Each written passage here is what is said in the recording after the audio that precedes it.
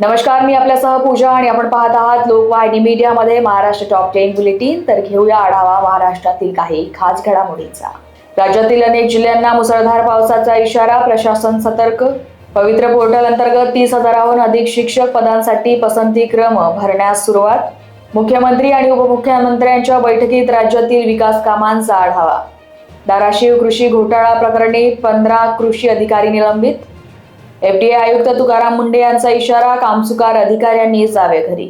राज्यातील अनेक भागात पूरस्थितीची शक्यता, आपत्ती व्यवस्थापन यंत्रणा सज्ज। पशुधनाच्या मृत्यूनंतर शेतकऱ्यांना आर्थिक मदत देण्याची राज्य सरकारची घोषणा।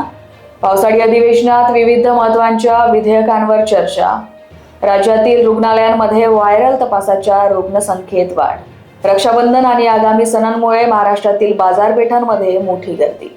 तुर्तास महाराष्ट्र टॉप 10 बुलेटिन्स मध्ये थांबूया इथेच। पाहत रहा लोकवाहिनी मीडिया। धन्यवाद।